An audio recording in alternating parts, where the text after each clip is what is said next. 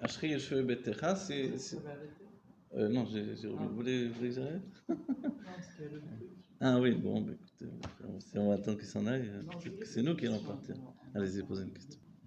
Le point qu'on a souligné, vous remettez en avant le point qu'on a souligné, le fait de la largesse, en fait, qu'on ne pourrait pas atteindre ce côté à la fois de Kibel HaYehudim, peut-être, qui est le fait de Messirut Nefesh, donc de travailler Dieu avec toute l'essence de son âme, si on n'est pas dans la largesse, le Gashmiut ou le Chaniut. Et si on n'est pas dans cette largesse, on pourrait se dire, c'est pas notre faute finalement. C'est vrai, effectivement, alors parce qu'il y a des conditions et parce qu'on a vu, c'est vrai, des situations où on nous a dit, tel Tana, il ne pouvait pas être riche, il devait être pauvre. Dieu lui a dit, tu veux que je recommence le monde du début, et peut-être avec un autre mazal, tu vas devenir riche, etc. C'est vrai.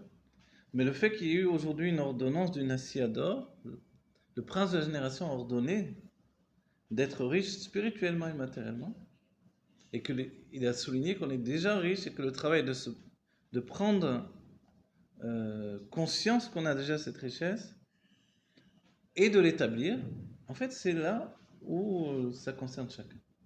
Donc ça dépend de nous. En fait, ça dépend de la prise de conscience de notre richesse. Et compte tenu qu'on a une prise de conscience de cette richesse spirituelle, donc de ne pas être trop anave comme on a été précédemment, ou trop béchiflou, trop humble à nos propres yeux, et de savoir qu'on a accumulé beaucoup de sagesse finalement, chacun d'entre nous. Parce que ça fait tous des années qu'on étudie. Et même si la personne a dit, oui, mais moi, j'étudie pas comme le rab là, mais ça fait des années que tu vas au cours. Ça fait des années que tu entends des rabbinim qui te disent des cours. Tu vas pas dire que c'est pas rentré en toi. En fait, oui, c'est rentré en toi, mais tu l'utilises pas. Des fois, il y a des choses qui reviennent, alors que des années, ah, oui. Quand on se retrouve dans une situation... Exactement, bien sûr. On se rappelle d'une phrase. Voilà, exactement, oui. En fait, parce que tout est en nous. On ne sait même pas de quel rabbin, mais... Oui, c'est vrai. Ou des fois, on se rappelle tout dans le monde en détail, ça dépend des situations. Oui, c'est vrai. Mais à l'époque, la situation, elle n'était pas là. Donc la phrase... Mais en fait, on a tout emmagasiné, dans notre chokma, c'est tout inscrit, il n'y a rien qui se perd. Mais, comme disait l'Israélien Nafala Simon, il suffit d'un début quelque chose qui nous rappelle et tac, tout revient. Comme un souvenir d'enfance, tac, tout revient d'un seul coup. On sent une odeur dans la rue, on se souvient d'un souvenir d'enfance. Et la même chose, quelque chose me rappelle ce que j'ai étudié.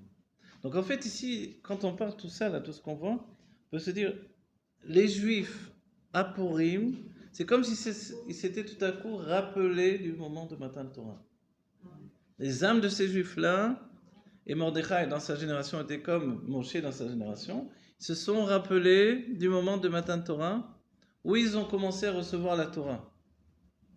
Et tout à coup, comme ils ont tous refusé de nier leur judaïsme, et que Mordechai les a poussés à prendre la Torah, et surtout les petits-enfants, alors ça a donné que tout le peuple juif a reçu la Torah à ce moment-là.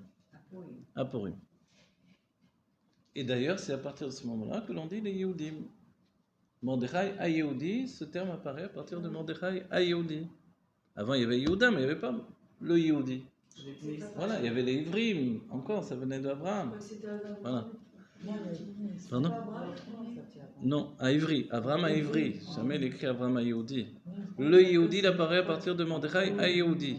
Mais Yehudi, pourquoi il s'appelle Mordechai Yehudi ? Parce qu'il descendait, il est de la tribu de Yehuda. Donc en fait, le Yehudi apparaît tout à coup. Mais où il était ce Yehudi jusqu'à présent ? Ouais. En fait,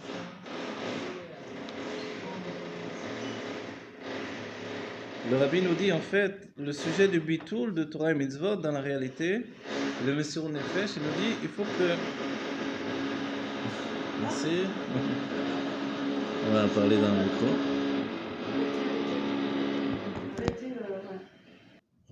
Voilà. Ce qui est intéressant, c'est que finalement, toute la notion, c'est de mettre en éveil que toute notre Torah et les mitzvot, que toutes les notions de Torah et mitzvot, ce soit justement en relation avec la divinité. C'est là où nous-mêmes, on brise tout le côté de Aster, Astir et Panay. Voilà. c'est une grosse catastrophe. Ça va faire avec ça. Astir et Panaï, Bayom Ahou. J'aime bien l'expression Mirov Etzim. Mirov Etzim, Noroim et Ayar. Il y a tellement d'arbres qu'on ne voit pas la forêt. Voilà, c'est l'expression que...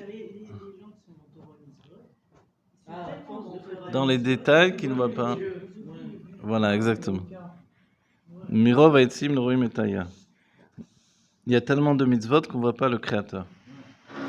Ça veut dire ça, effectivement.